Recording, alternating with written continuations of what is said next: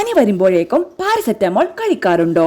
സ്വയം ചികിത്സയിൽ മറിഞ്ഞിരിക്കുന്ന അപകടങ്ങൾ. Hi everyone, welcome back. ജലദോഷം, തൊണ്ടവേദന, പനി തുടങ്ങിയ നേരിയ ലക്ഷണങ്ങൾ വരുമ്പോഴേക്കും പലരും സ്വയം ചികിത്സ തുടങ്ങിയിട്ടുണ്ടാകും. ഡോക്ടറെ സമീപിക്കാതെ മെഡിക്കൽ സ്റ്റോറുകളിൽ പോയി മരുന്ന് വാങ്ങി സ്വയം ചികിത്സയും തുടങ്ങിയിട്ടുണ്ടാകും. എന്നാൽ ഇത്തരത്തിലുള്ള സ്വയം ചികിത്സ അപ്രതീക്ഷിത പാർശ്വഫലങ്ങൾക്കും ഗുരുതരമായ ആരോഗ്യ അപകടങ്ങൾക്കും കാരണമാകുമെന്ന് ആരോഗ്യ വിദഗ്ധർ പറയുന്നു. പനി, ശരീരവേദന, തലവേദന തുടങ്ങിയവയ്ക്ക് പാരസെറ്റമോൾ കഴിക്കുന്നത് പൊതുവെ സുരക്ഷിതമാണെന്നാണ് പറയാറ്.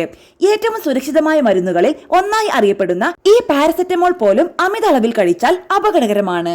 അമിതമായി പാരസെറ്റമോൾ കഴിക്കുന്നത് കരളിനെ ബാധിക്കുകയും കരൾ തകരാറിലാക്കാനും ഇടയാകും. കൂടിയ അളവിൽ പാരസെറ്റമോൾ കഴിക്കുന്നത് കരളിലെ കോശങ്ങളെ തകരാറിലാക്കുമെന്നും പഠനങ്ങൾ പറയുന്നു.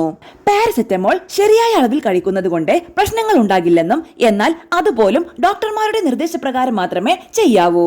മരുന്ന് കഴിക്കുന്നതിന് മുൻപ് ഡോക്ടറെ സമീപിക്കേണ്ടത് അത്യാവശ്യമാണ്. ഡെങ്കി, ടൈഫോയിഡ്, മലേറിയ തുടങ്ങിയ നൂറുകണക്കിന് കാരണങ്ങൾ ഓരോ പനിക്കും ഉണ്ടാകും. ചിലർക്ക് ദീർഘദൂരം യാത്ര ചെയ്താൽ ക്ഷീണം മൂലം പനിയുണ്ടാകും. ദീർഘകാലം ഇത്തരത്തിൽ സ്വയം മരുന്ന് കഴിക്കുന്നത് ശരീരത്തിന് ദോഷം ചെയ്യും. ആന്റിബയോട്ടിക്കുകൾ ഒരിക്കലും കുറിപ്പടിയില്ലാതെ കഴിക്കരുത്. കൂടാതെ അസുഖം മാറിയെന്ന് വിചാരിച്ച് പകുതിയിൽ മരുന്ന് അവസാനിപ്പിക്കുകയും ചെയ്യരുത്.